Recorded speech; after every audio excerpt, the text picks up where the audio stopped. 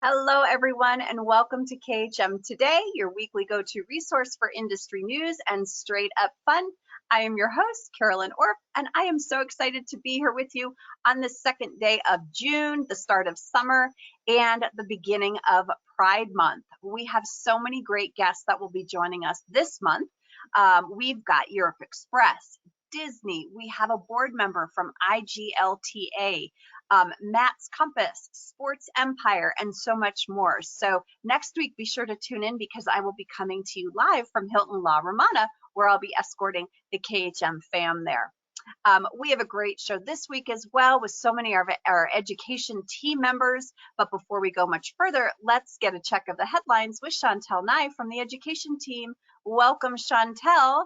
And we want to mention that this week's headlines are sponsored by Blue Sky Tours, your travel expert selling Hawaii and the South Pacific only to travel advisors. Blue Sky Tours provides the best value for vacations with an outstanding selection of hotels, condominiums, rental cars, activities, and air. Thanks for being here, Chantel.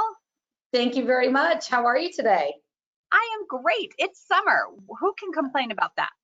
Is it summer? Because I'm wearing a sweater and my little half boots, and it's June 2nd. So just checking. It'll get there. It'll get there. What do you have for us today? We've got some really great headlines today. So St. Lucia gives vaccinated visitors more options. So 2 days ago, they have started easing up the protocols. They will indicate that travelers have to indicate that they are fully vaccinated when they fill out the pre-arrival travel authorization form and upload proof of vaccination. Visitors also must travel with their vaccination card as well. Upon arrival, fully vaccinated travelers are expedited via dedicated health screening line and receive, now this is very important, they receive a non-electronic identification wristband to be worn during their stay and removed when departing from St. Lucia. Interesting. Yes, very interesting. Non-vaccinated travelers continue to be permitted to stay up at 2 certified and approved properties for the first 14 days of their stay. So if you're not vaccinated, you still have to go through that protocol. And regardless of vaccination status, no changes have been made to the pre-arrival protocols.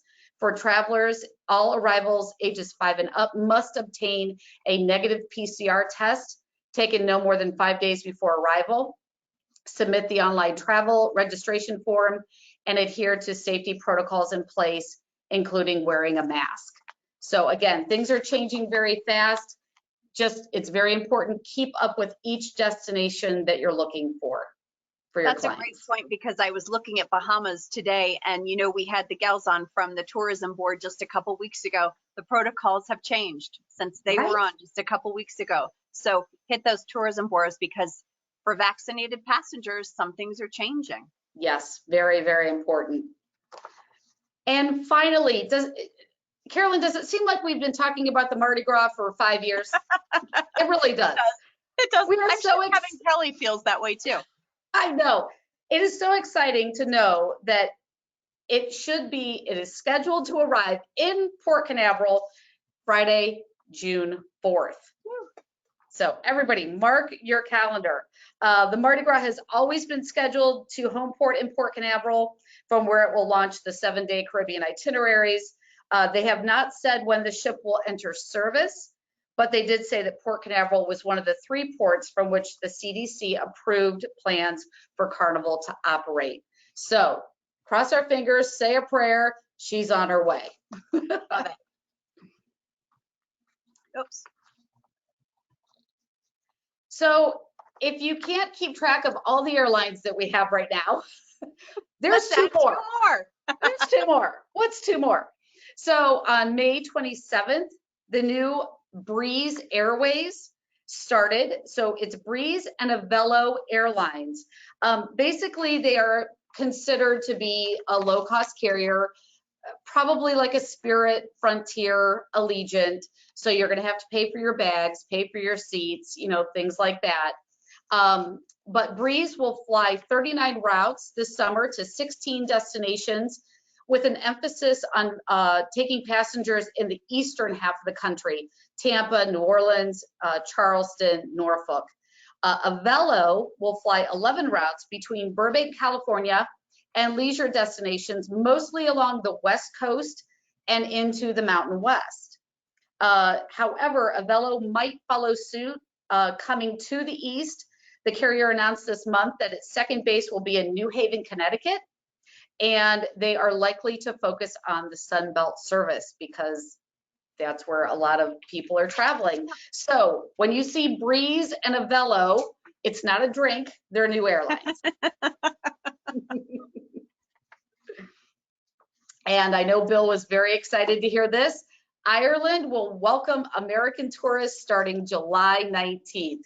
Again, it feels like it's been forever since we've had people going to Ireland, and we completely understand why, but I think people are going to be very, very excited to do this. So they're opening up to residents of the UK and the United States. When the country does relax restrictions, you will have to show a proof of vaccination. The country will also welcome unvaccinated tourists as well, but they must arrive with a proof of a negative test and self-quarantine between that and taking the second test. Unvaccinated children between 7 and 18 years old will have to show proof of a negative coronavirus test before coming. Next week is when outdoor dining at pubs and restaurants will reopen, while hotels will be allowed to welcome guests. Indoor dining will not be allowed to resume until July 5th. And right now, 35.1% of the residents have received at least one dose of the vaccine. So this is something, you know, we're very excited to hear. Just pray that the rollout goes without a hitch. Love it. And last but not least, now, I am French. I did not take French in high school. I took Spanish. So I'm going to say this as the best I can. Airelles Château de Versailles, Le Grand Controle, is a brand new hotel offering guests to stay on the grounds of Chateau de Versailles. Is this exciting or what? Guests can expect views of the famed French sites Orangerie, Paris du Suisse, and the palace itself. Woohoo! Yay! The individually decorated rooms are named after prominent figures who have a link to Versailles. They will also have exclusive access to daily private tours in normally closed-off areas, morning visits to the Trianon and the Queen's Hamlet before it opens to the general public, as well as evening tours of the chateau with stops at the King's and Queen's State Apartment and the Hall of Mirrors. They also have special dining with a special bell ringing at 8:30. People are going to be dressed in period costumes. They're going to serve a 5-course meal on gold, silver, and dome-covered dishes. And there's also a beautiful spa. So the price tag starts at $2,077, but the rate includes a dedicated butler, afternoon tea, daily tours of Versailles and Trianon, and the palace grounds access with use of boats and golf carts. Wow. Doesn't it sound absolutely amazing? Sounds fantastic. That really does sound fantastic. Thank you so much for being here. You're welcome. Thank you for having me. I am so excited to welcome our first guest this week, Shelly Scott, who is not only a KHM advisor, but she is a emeritus member of the Diversity, Equity, and Inclusion Committee. Welcome, Shelly. We are grateful to have American Airlines sponsor Shelly's segment this week. With savings to be earned when booking air and hotel together, the ability to earn miles, book with miles, and book now and pay later options, AA Vacations is a great option for your clients. Is Shelly coming to us today? I know she's here. I hope so. I don't see you yet. I hear you, but I don't see you. Do There you see me are. now? Okay. Shelly, Sorry thank about you that. so much for being here. Welcome to KHM Today. Thank you for having me. I'm really excited about being on today. Well, I love your topic because not only is it timely, but it's also extremely important. So you believe that travel advisors are really rewriting travel stereotypes. What's behind this topic and how is it related to you? So for me, as being an emeritus member of KHM's Diversity, Equity, Inclusion, we've seen more and more in the travel industry and in corporate America where people are really focusing on what diversity, equity, inclusion really are. And so it was a couple of different things that really wanted to spark my thought process of discussing this. One was I actually enrolled in a diversity, equity, and inclusion certificate program through the University of South Florida, and I completed that. And there are other schools and universities that have programs like that if people want to learn more about what really diversity, equity, inclusion is. You have a program at the University of Massachusetts at Amherst.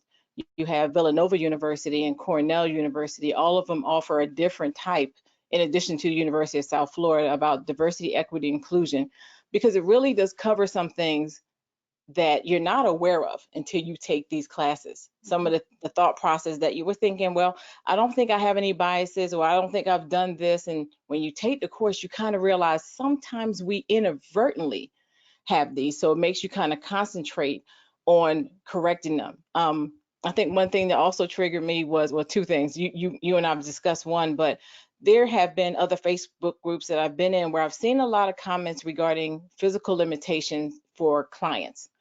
And I'm like, okay, but they deserve the same travel experience as everybody else. And I think a lot of people are not aware that there are so many tour companies that operate, that support people that may have physical limitations, to give them the same type of experience that we have. And there's a couple of them, that's what Travel for All and Will the World, where you have individuals that can skydive, that can snorkel in these enclosed underwater apparatuses that allow them the ability to do that, to go trekking. And so a lot of people make the stereotype that physical limitations means you can't do the same activities. And we as travel agents, we have to make sure our clients get the same experiences and we don't put them in a box. That's the biggest thing. Nobody wants to be put in a box, So you know. do you feel like the word bias, stereotype, and assumption are all on the same playing field, or did there's some similarities, but there's also some differences? Because I feel sometimes, no matter who we make assumptions, a Yes. lot of assumptions, and it sometimes it can be even before you speak with the client. I absolutely 100% agree. Sometimes we have a stereotype that only certain people like this, or you have a preconceived idea based on maybe where you live and how you grew up, that certain Mhm. people are here. So we do have those biases and those preconceived ideas, but the key is to really overcome them. And it's going to be a day by day thing with every single person, because we all have it, and you have to kind of change the way you think. They are similar, they're very similar, but there are differences. With a bias, it's not always a thought of a bias. Like, you just think a certain thing. If someone tells you my waitress, or my server did this, there's a certain type of person that pops into your head, but the person that may pop into your head may not be the same person that pops Mm. into mine. And so that's just a bias. It's not anything else. It's just that's what you are kind of conditioned to do.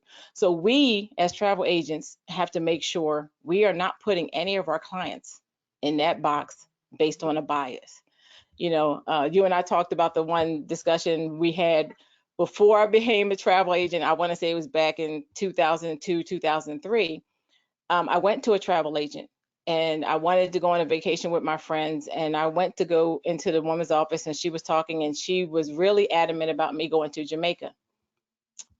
I really expressed, I really don't prefer Jamaica. I'd rather go somewhere else.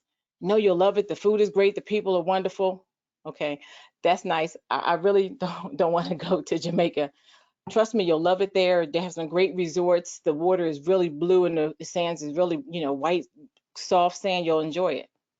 Okay, I really don't want to go to Jamaica. And she did it again. And I'm like, okay, you know what? Thank you for your time. And I left because I felt she was putting me in a box. But Mhm. the one thing I'll have to say, knowing what I know now as an agent, I probably, as the client, should have went back to her and said, please explain why you really want me to go to Jamaica when I've said numerous times I don't want I to don't go. want to. Hmm. Right, because was it a bias? maybe from other things where, because the movie How Stella Got a Groove Back had came out a couple years before, where every single woman was going to Jamaica. And so, I don't know if she was thinking that, or did she just come back from Jamaica and have a fabulous time and wanted to share that experience with me? That's Yeah. what I, as the client, didn't tell her.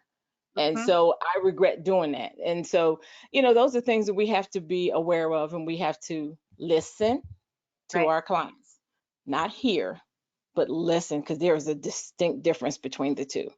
When you're So, a parent and you have kids and you're chastising your kids, they hear you. yeah, They don't listen to and you. I'll listen to you. So we need to listen. Yes. We need to hear. What questions do we need to ask?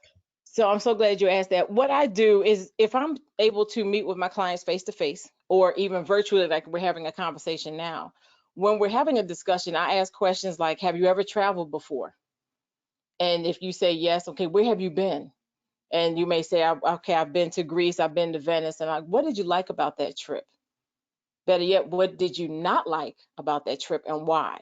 And you listen to it, and as you see them shaking your head like you're doing now, that lets me know, okay, this is something they're interested in, so I can go into more detail with them to get more information. You don't want to ask yes or no questions, because that's not going to help you determine where is best for for your client. If your client has never traveled before, which some of us are now experienced that with COVID, people want to get out, they want to go everywhere. So if they've never traveled before, ask them questions like, well, on the weekends, what do you like to do with your family? What are your hobbies? And some may say, I like to paddleboard. Okay. What else do you like to do? Well, we like to do archery. So they're more of an outdoors type. So you can sit there and say, well, have you ever thought about going to Hawaii? Or Lake Tahoe if they don't even want to go that far. And you give them those options based on the answers, and you don't think about where you think they belong. It doesn't matter if you think, okay, you'll love the Caribbean. You need to listen to what they like to do. And that's the key thing. Shelley, you brought up such a good point, because as advisors, when we travel, we love to share this. We think, well, I loved this, everyone will love this. Right. And so it's really natural. I don't think it's a bad thing. It's a natural thing for us to say, oh my gosh, I did this, I think you would really love it. Correct. But you haven't asked any questions, so you really don't know. Right. The person really is going to love it. When I go to a resort, I love to do my thing, and my husband loves to do his thing. And we usually sit next to each other on the beach, and we read books, and we have a few cocktails, and then he'll go do his thing, and then we'll have dinner. I had a couple who they never see each other, so they wanted to spend every minute together. So Wow. it's just everyone has a different way to travel, and if you're not listening and hearing that, Right. you're not servicing your client best, and you're putting them in that box. So I love, Right. and I think this goes for all type of travelers, right? Agree. It is regardless of your color, sexual orientation, physical or mental challenges. It doesn't matter. The only thing that matters that really does determine your vacation at the end of the day is green. How much money you're willing to spend. And it's our job to listen to everything you've given to us and really pay attention to it and find options that best suit you. Yeah, That's really the most important thing, I love it. at least from my Shelley, thank perspective. you so much for being here. This is timely, this is important, and it's eye-opening. So thank you. Thank you for having me. I really do appreciate the time you've given me, and I hope somebody has even got a little bit of information. It's fantastic. Thank you, Carolyn. I appreciate You're it very very, much. very welcome. We're going to see you back for a later segment, so don't go anywhere. I'll be right here. Thank you. Oh, you guys, you know what? No matter how many years you've been in the business, it's always great to hear words of advice from other advisors to remind you, gosh, maybe I did do that. And, just as a reminder, let's stop doing that and let's listen to what our clients are saying. So we have been taking a deep dive into travel protection for the last month. The dive is never deep enough as when it comes to this topic. This is our third part this week. Please welcome Virginia Ambushemi from the education team here at KHM Travel Group to do part 3 of How Do You Learn What You Don't Know? And the topic is travel protection. Hi, VA. Hi, Carolyn. Happy to see you today. I know. You guys, for those of you that don't know, I was at jury duty yesterday, and I was very worried that I was going to get picked for a 3-day trial and someone else would have to sit in for me, and I think they were equally worried. But I'm here. I was not picked. We should say this segment is brought to you by Scenic Cruises, taking 5-star service to a whole new level, guaranteeing total relaxation and cultural immersion, both on board and on land. So thanks for being here. This is our third part, but it's not our final part, because as we do this, we realize there are more and more pieces that we could cover. So we've talked about generalities one week. Last week, we talked about the policy. This week, we're chatting about the client. So what do we need to know about our client? What do we need to know about them? When considering the best option for your client, I consider their life circumstances, because different clients require different types of coverages. Their age makes a difference. Their medical issues. Do they need medical coverage? And does it need to be primary, or are they okay with secondary? What are the coverage thresholds? Is it high enough for them, or is it low enough for them? They're also the age and medical issues of any family members, because remember last week we talked about pre-existing medical condition waivers, and those apply also to family members who are not traveling with you. So I feel like this is the almost perfect segue from Shelley, right?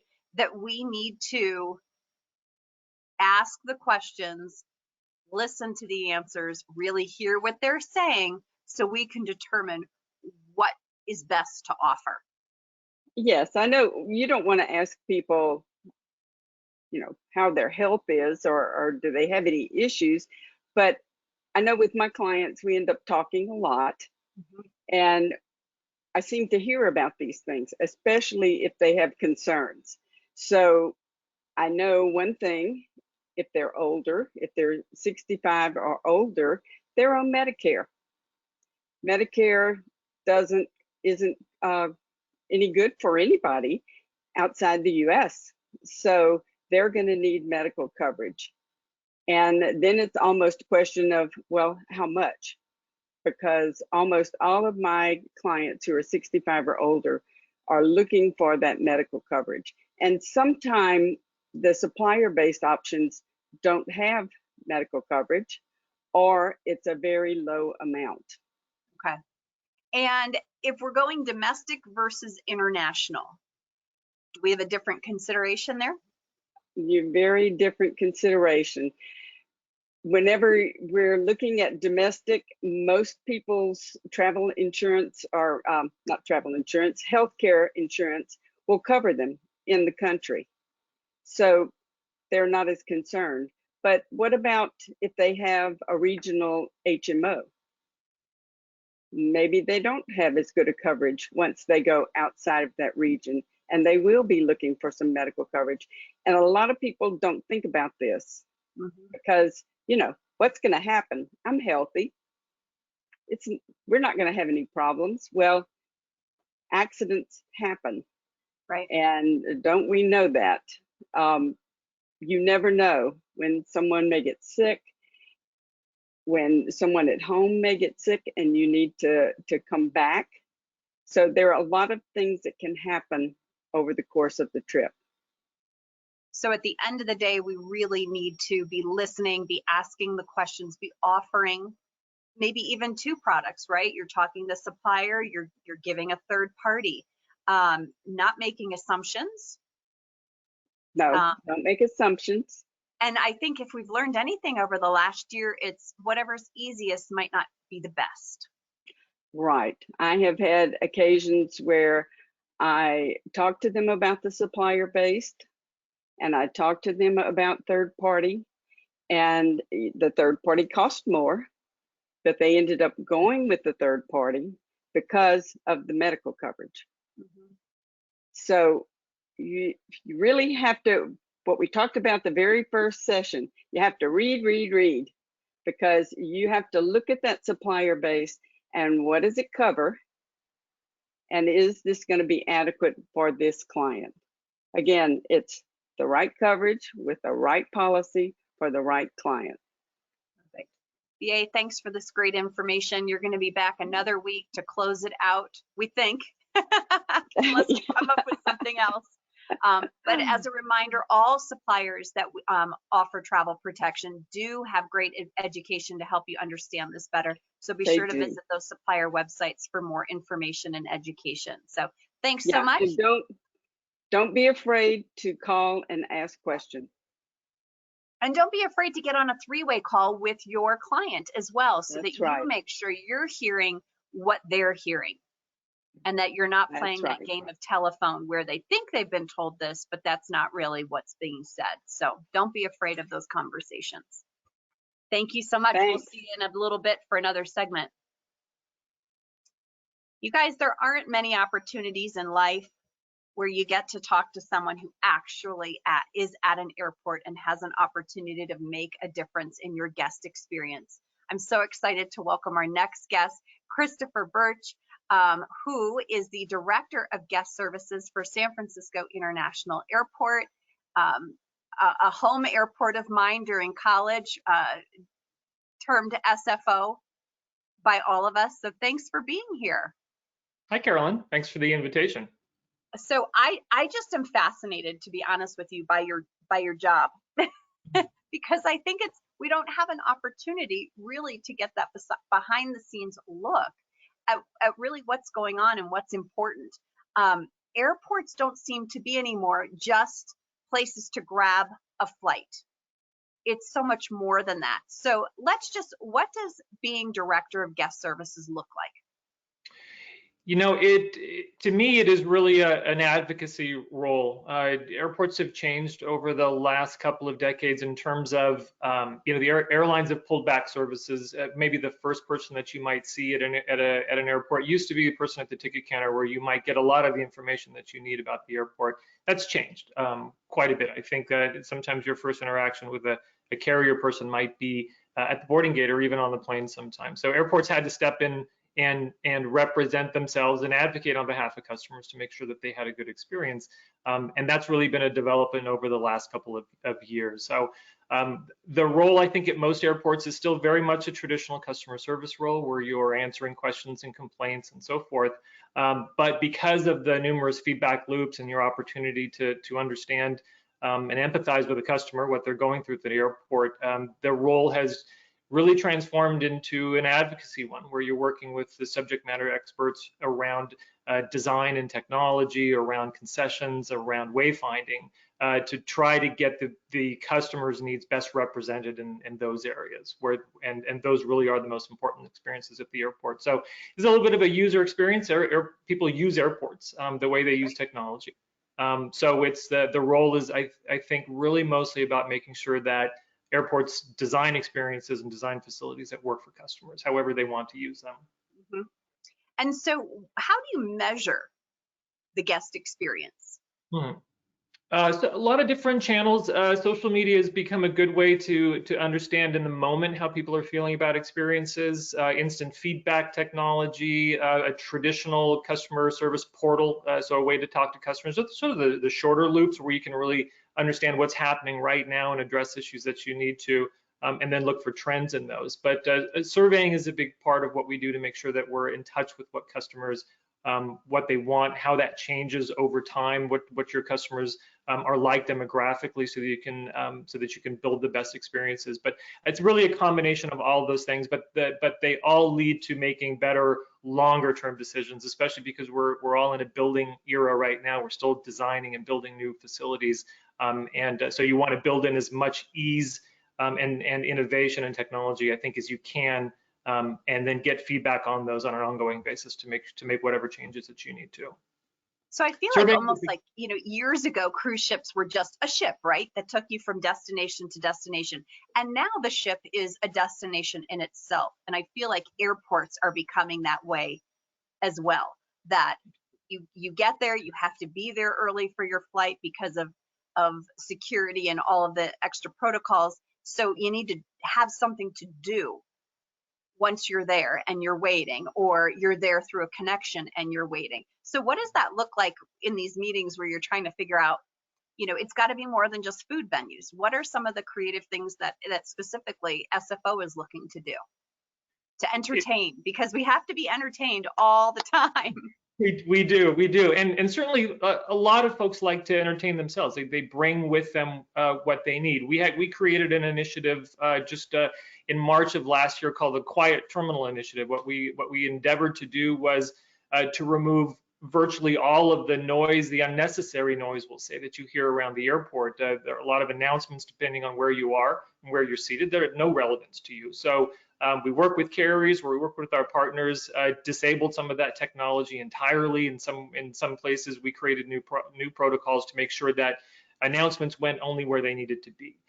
We removed a lot of the noise from the environment because we know that people want to do work, or maybe they want to relax, maybe they want to meditate. We have yoga rooms now, and so a lot of what we do is based on how we can best create an environment for folks, mostly to do what they want to do. We built 2 observation decks in the last couple of years, trying to bring that amenity back to the flying public. One of them is on the secure side, another is on the pre-secure side, to sort of bring the community back in, but to give folks leisure opportunities. Certainly Wi-Fi is no longer an amenity, it's a requirement. So most of what we do in designing these experiences is taking what we know about the customer experience, what we've heard, and what we ourselves like as customers, and to build that into the facility or to the processes. Ease of travel is a big deal because you want to give people as much time as you can to enjoy themselves. Right. And we talked about kind of those passengers where they're getting off the plane in San Francisco and then they're going home. And then you've got those connecting passengers. And those connecting passengers are really, really important. Yeah. Because they've got to have a good experience. Can you speak to that a little bit and why that's so important? Sure. Like you said, we understand that originating and terminating customers in San Francisco are choosing the airport in large part because it's where they need to be. Connecting customers are a different story. My airport, 20 or 25% of customers are connecting customers, and they have a choice. They used to be fewer connection points, and there used to be fewer airports with direct long-haul service. Well, we know that when we get a connecting customer at SFO, it's important that we take care of them to the best of our ability, because if they don't have a good experience, they have many, many other options. Part of the value in a connecting customer is getting them from A to B quickly. We know that after price, the connection time is likely the deciding factor. You guys would know that better than I would. So we need to make sure that we've created transits that are easy and quick to make, so that airlines can continue to advertise those short connection times because they look good.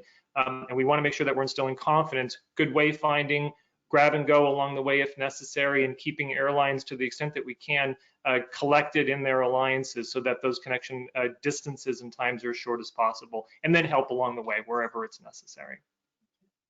What's the craziest thing you've ever experienced in your job?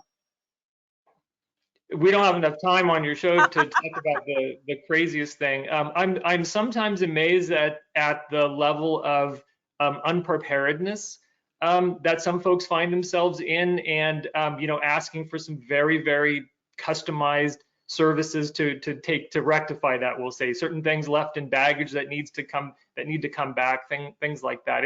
It's a lot of fun. There are a lot of unusual experiences out there. Travel.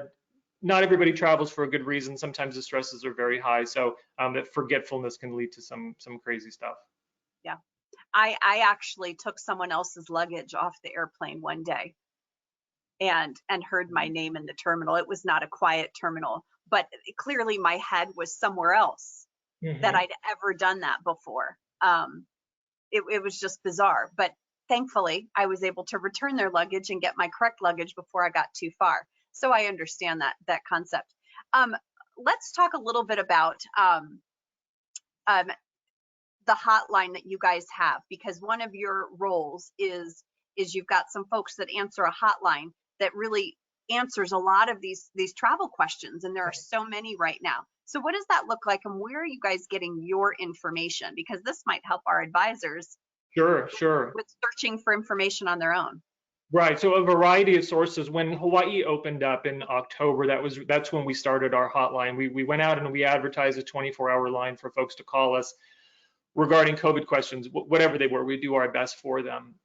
Typically, if a customer knows what carrier they're flying, we have noticed that a lot of carriers use services to help identify what travel restrictions are in place and what testing is required. So we may go through the airline's service provider on their website, but U.S. Embassy sites are probably our primary source of information, and then the health departments of the destination country are also really great. We ask customers after our call to sort of double check what we've told them to make sure that airline, embassy, and foreign contact align in terms of what the information is, because it changes so quickly.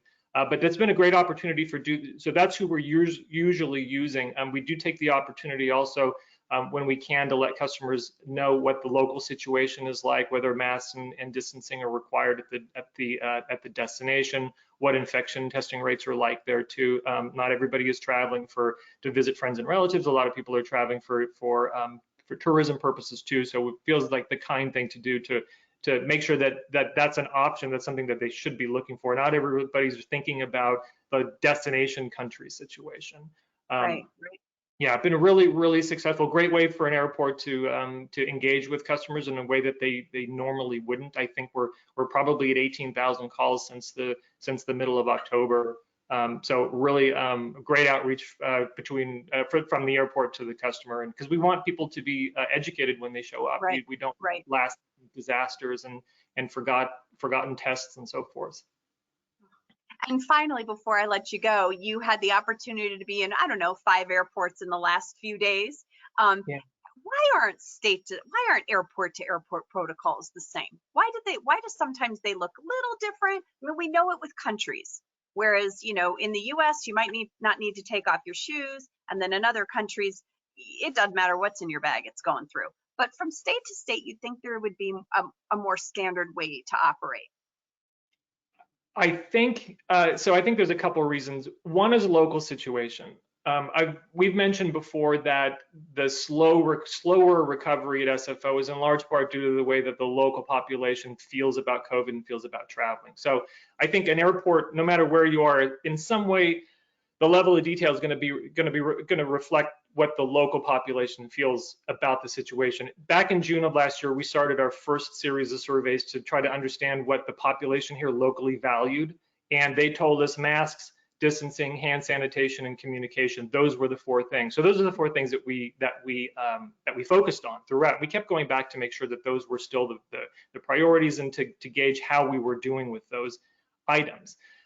So that's maybe a little bit of the difference, the cause for the difference regionally. But the Airports Trade Organization, Airports Council International, has created an accreditation program, and hundreds of airports worldwide involved with this now. And the purpose there is to bring all airports to at least a minimum level of compliance, so sort of best practices across the industry. So as things start to wind down, maybe I think that from airport to airport, you're still going to get more commonality. They're going to look more similar, but there will, I think, always be regional differences, and there should be, based on what that population really values. Great. Thank you so much for being here. We appreciate your time. We can't wait to fly through San Francisco International Airport sometime soon on our way to a fantastic destination. Chris, thank you so much. This was an enlightening conversation and one I've been wanting to have for years. So thanks so much for your time. Thanks for having me. Have a great rest of your day. Bye-bye. You guys, I love the interesting people that you get to meet in this job.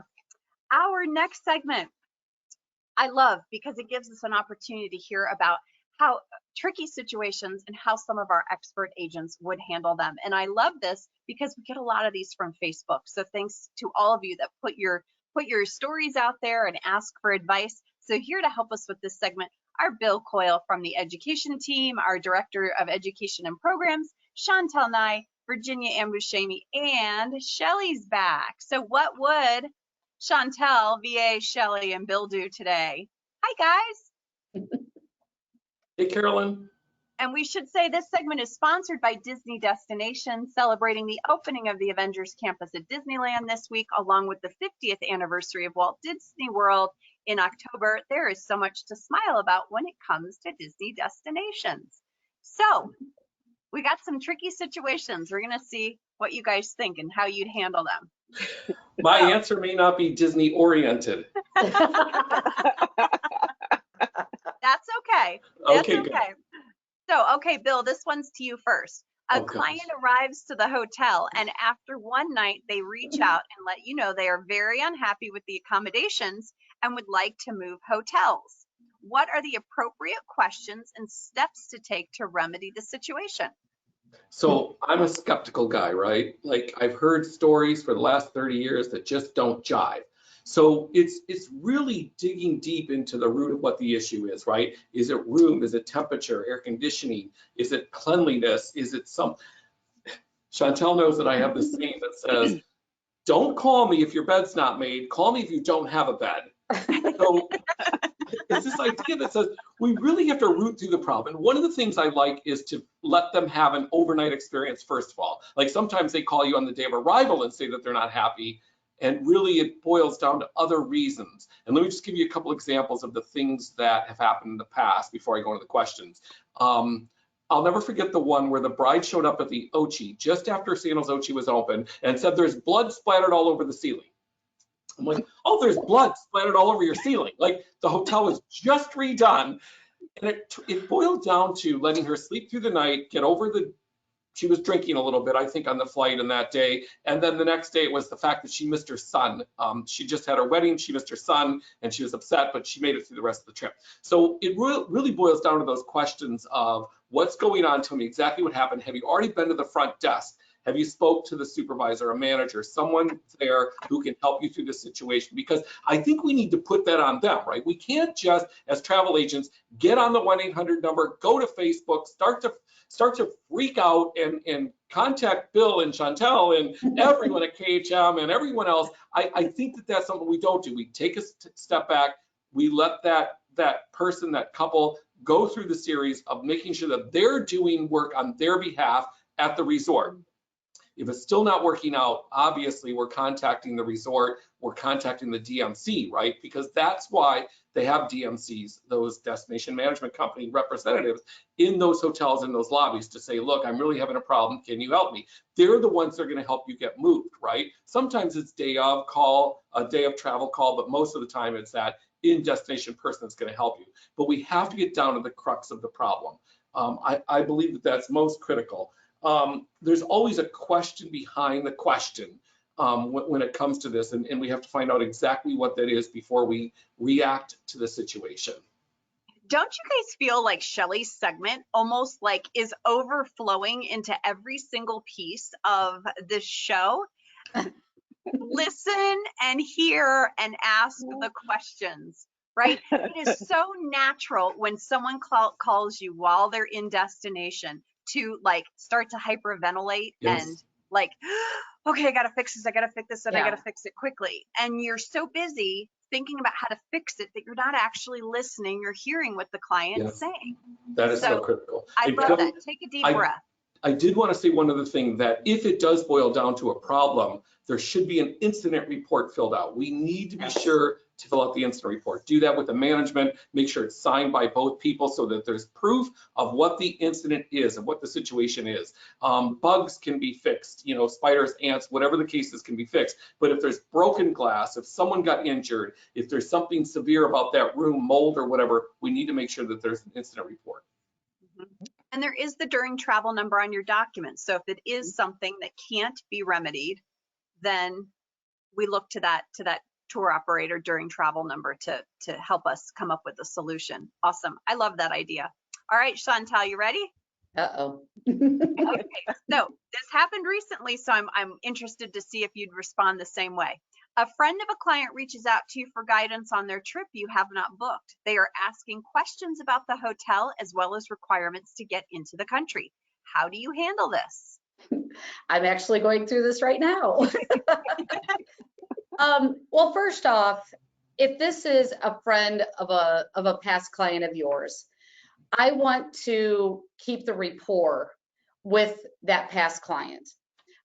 Early on, when I was a new travel agent, I got myself into a lot of pickles because I want to help people. Okay, I just want to help people.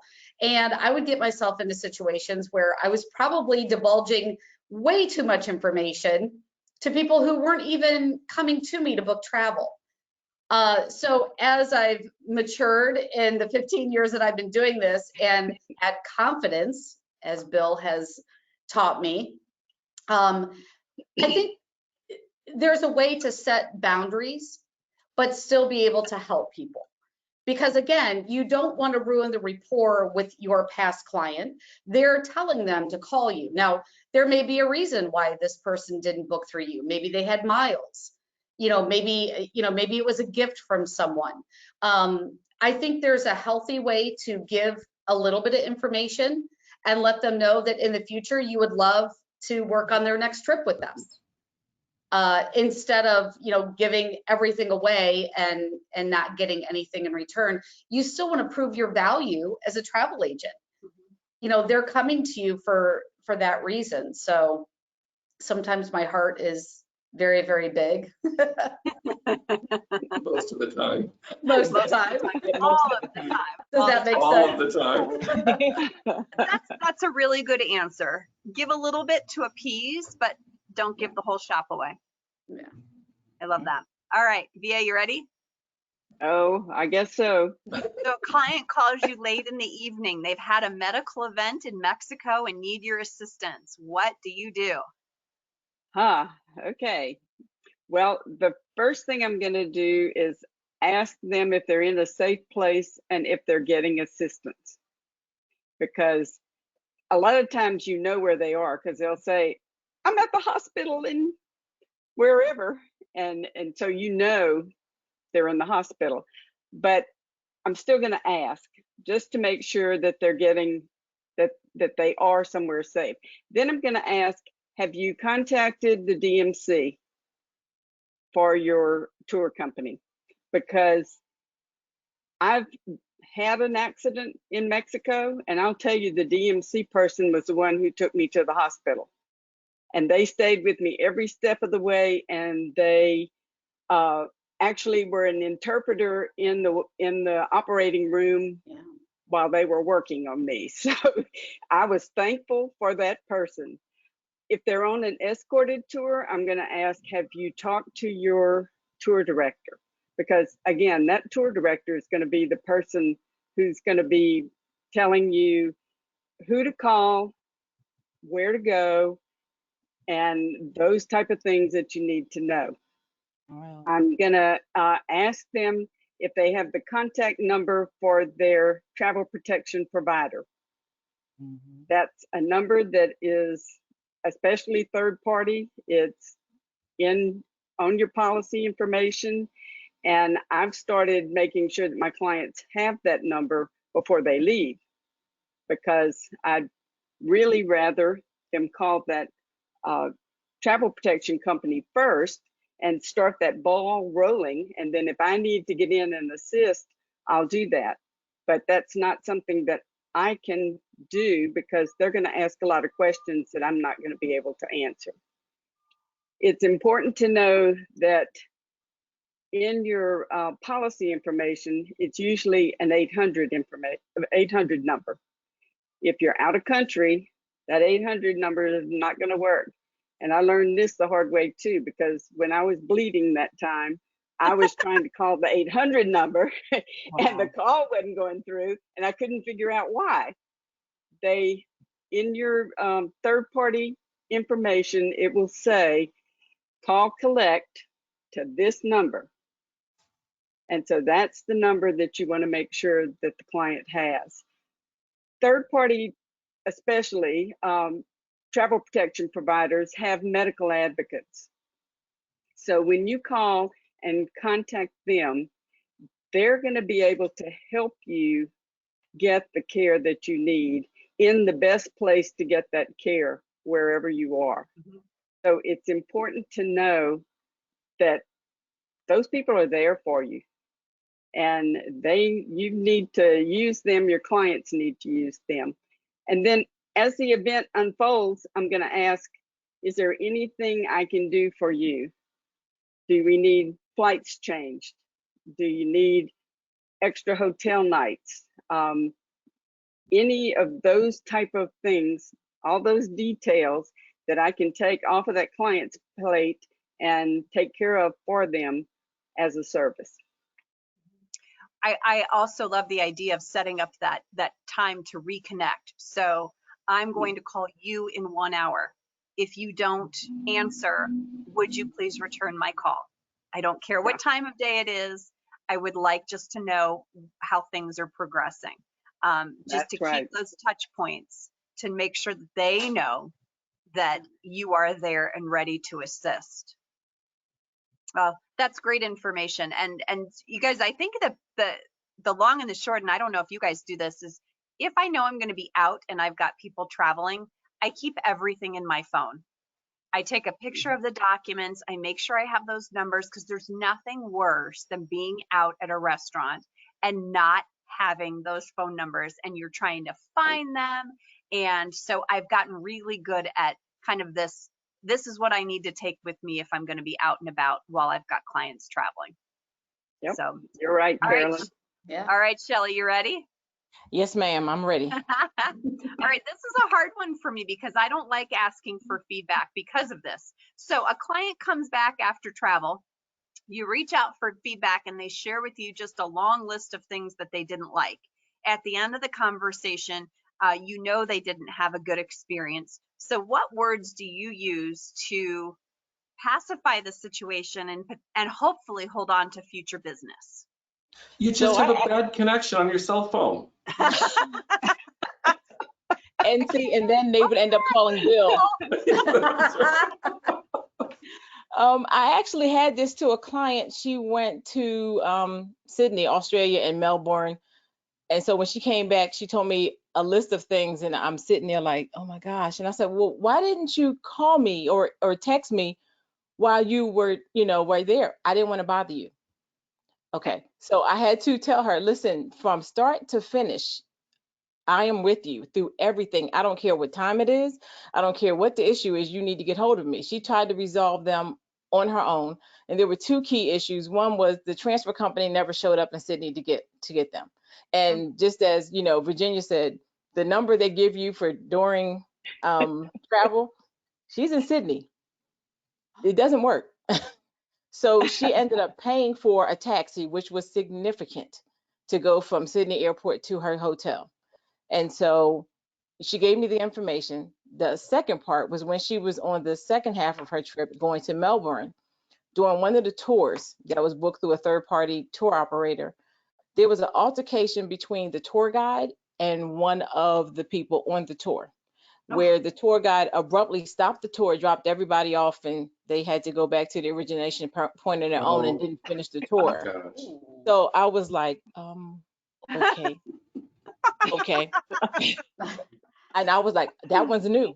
Okay, so I went back to the tour operator with the transfers and told them exactly what it was. She gave me a receipt. I submitted it to them. They reimbursed her for the taxi ride. Okay, great. Third party tour operator, not so good. So they said, well, they completed part of the tour, so no, we're not going to refund, and she'll be okay. She saw most of it. She saw 30 minutes of a 2-hour tour. This is not Gilligan's Island. This is not what we expect. So they would not give her a refund in any capacity, and I was like, okay, I've got to come up with something. So I met this woman at a food convention out here in Vegas. Everybody knows me and knows I'm a foodie. So she has a company called iGourmet. I ordered a gift basket that was wine and cheese sent to my clients in Texas. They loved it. Before the pandemic, we were booking the next trip with them to Belgium. So I retained them. They understand it wasn't my issue, but I tell my clients, and I added another line into the documents I actually send them, always call me in capital letters. I am who you book through. You book through a travel agent for the service that we provide that the online providers can't even match. Use what you paid for, in a sense. Use us. And so haven't had an issue with that since. I'll make sure. That was such a nightmare. That was a nightmare. I really started to call Bill, seriously. I was like, Bill, you need to help me with this. Well, and you know what, Shelley, that's a great segue into kind of my final comment, is that you all gave practical advice and tools for agents to do on their own. Um, I think that each and every one of us are here to offer advice, but not do. And all of the documents have numbers for you to call. If this was a situation that someone called me and said, my client, what am I going to do? Can you help me? I would just relay what I would do to them, not do it for them. So, you know, I feel like every one of you has given, this is what you need to do, not what you need to call KHM to do for you. Right. I think that's a really, because not everyone answers the phone or is on Facebook or can help at every hour of the day, that you really have to sometimes be creative and figure out a way to remedy it. And if you can't do it right then and there, at least communicate to the client that you are trying. Yeah. That's what they want to know. At the end of the day, they want to make sure that we have their back. And if Yeah. they feel they do, we have that bond with them. Yep, absolutely.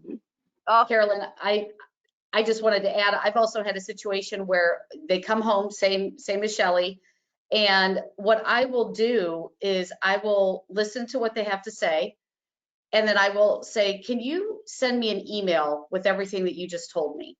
And if there is something that I can go back to the tour company, I want to relay this information. You know, I am your advocate.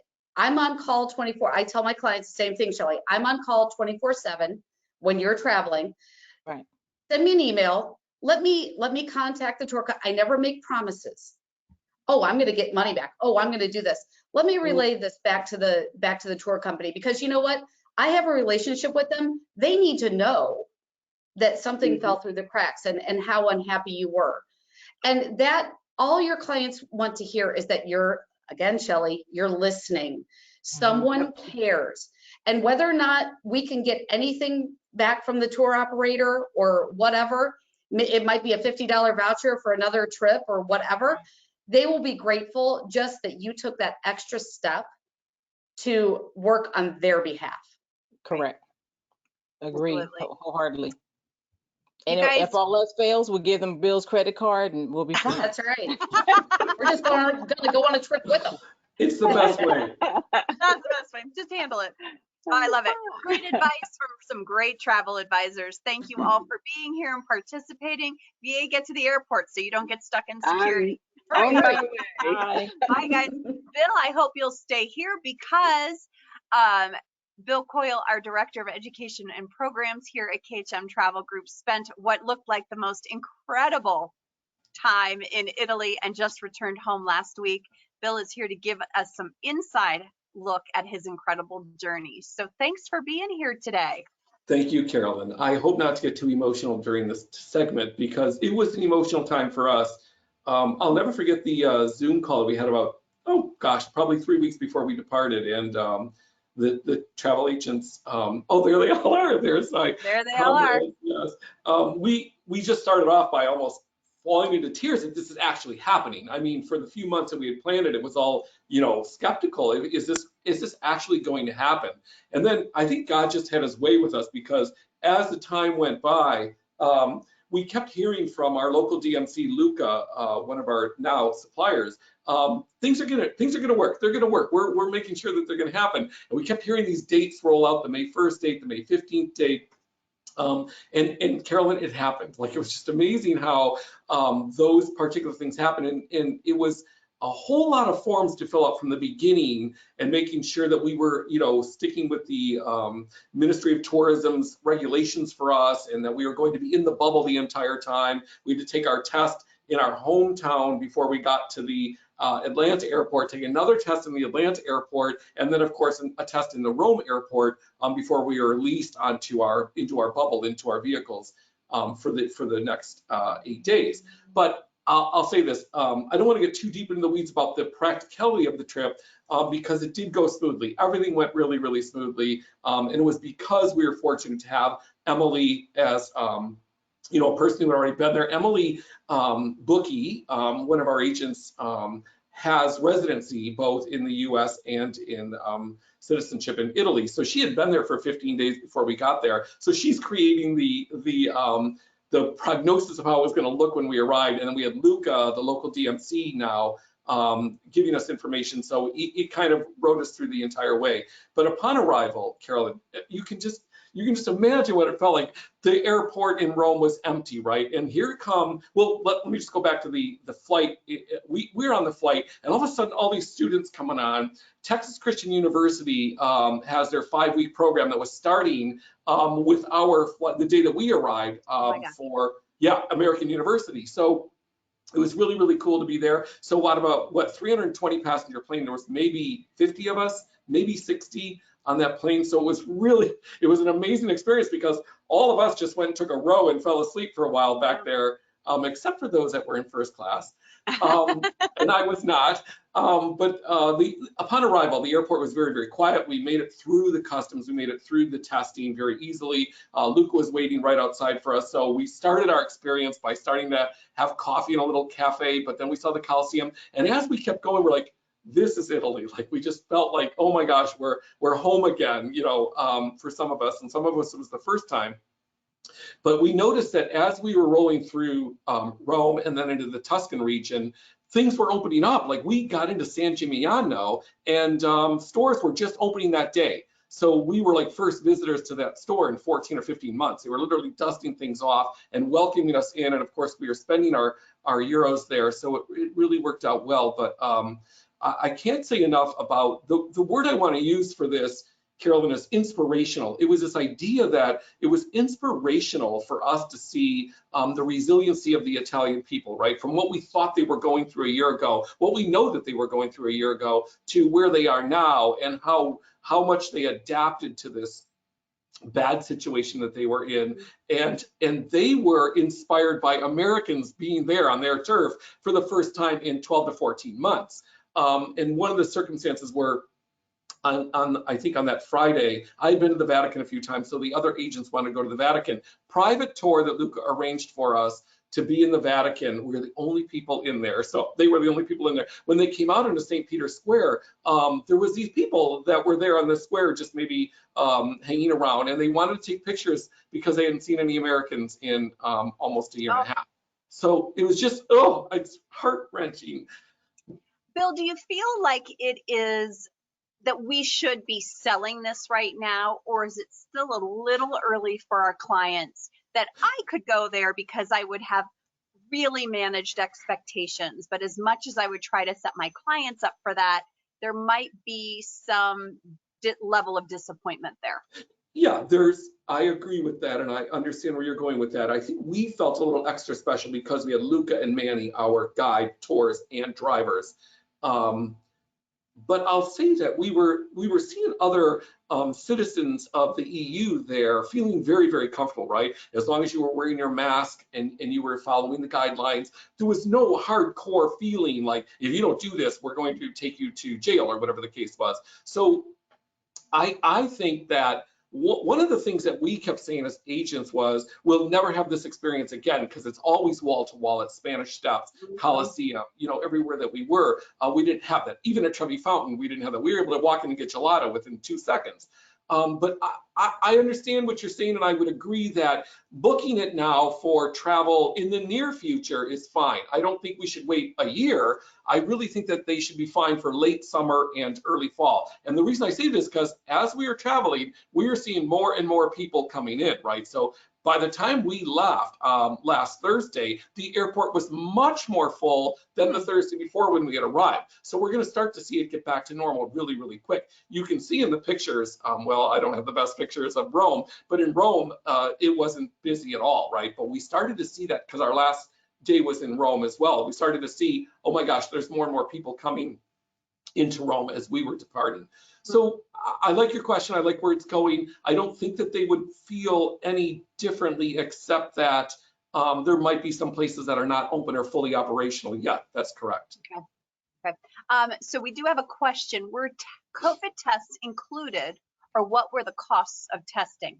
So I'm just going to pop out real quick and plug in my computer here so I don't die. Okay, I'm so glad someone asked the question about the COVID test, and I hope that this goes away pretty soon, to be honest with you. So as I said, we did COVID tests for our own cost, our PCR cost in our local town. what is that, 120 to whatever dollars.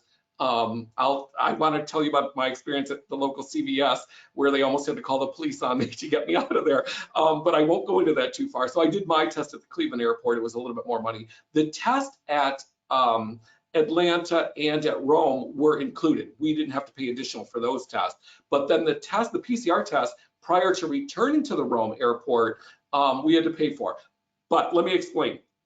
We only did that because we were unsure of the regulations. So at the villa that we were at 2.5 days prior to returning, we had a private company come in. Let me tell you, this was Helga the Horrible. She came in there and she stuck that thing down our throat, first of all, and then she took the same swab and stuck it all the way back, worse than we'd ever experienced in the US. We were in tears, we were crying. I grabbed the lady's arm and pushed her away from me. Like, that's how bad it was. They were grinding us just to get this PCR test. So that was 115 euros. What we found out though, that when we got to the airport, we could have done an instant or rapid PCR for free. So we got to really research on behalf of our clients or ourselves, if we're going there, what's really available to us. Because I'm so glad you asked it, because really it would have been complimentary. We didn't have to pay the 115 euros. We just did it because we were worried about that 48-hour rule. Well, and at the same time, you make such a good point, is where do we find this information? Like, I mean, maybe this was the first day that the tests were available at the airport. I mean, it just seems like it's constantly rolling. And it literally was. It literally was like the second or third day, because when we arrived at the airport, there wasn't this little desk set up there to do this. And when we get there to depart, there's a desk set up there. So they had done it in the meantime, and we didn't know this, right? So fortunately, Luca with Rome Private Excursions, I know I keep saying that, but he is just, you guys, I know that you saw the picture of him, you see this guy, you just can't believe how perceptive of our needs he was the entire time. He's just amazing, that's his personality, right? He's just amazing. We're so glad to have a partnership with him now, because he is a resource for everywhere in Italy. It concentrates on Rome, Tuscany, and the Amalfi Coast, but his knowledge, he's from Northern Europe, so he has knowledge of all of Italy and other countries as well. You can see the picture. We were just glorified and amazed to be there. We did too many wine tastings, so be cognizant of that. How much wine can you have? But it's not how much wine. What's the variety of wine you can learn about? The truffle hunting experience was amazing. I didn't know how they trained dogs, puppies to become truffle hunters. That whole experience was amazing. The bee experience was just unbelievable. I didn't put that picture in here, but we had a great bee experience. But the places we stayed, the people who greeted us, Carolyn, were just so happy to see us. And we kind of felt like rock stars. I mean, really, the way that we were treated all the way around, it was amazing. So I encourage anyone to try to get there as agents. I think it's a great experience to get there. I know there's a couple more FAMs coming up, and if you can get there on your own, whatever the case is, I encourage you to try to get there. I feel like what you've said really reflects on the fact that the last year, I think we've come to this appreciation for each other that I think we took for granted before. And, you know, that the tourist season in Italy before might have been, those Americans, you know, they're coming in droves. It's June. They're out for summer break. They'll be here for 3 months nonstop. And now it's, people. Yes. People are here. And I think we all feel that way, no matter where we're traveling to, that it's just, thank goodness we're able to do it. And thank goodness you're here. Thank you. Yes, I agree with that. It was that idea of inspiration and relief and excitement will remain with us. We will not take anything for granted again, to be honest with you. I certainly won't. Yeah. Real quick before we finish up for the day, what did Delta provide on the flights for you? Because that's a long journey. What did they have food, or did you bring everything on board except for those agents that were in first class? Yeah, we had 2 meals, all drinks as well. So they had alcoholic, non-alcoholic drinks provided for the entire plane, and 2 meals each way. So it was really back. It felt back to a completely normal flight the entire way, and the crew is fantastic.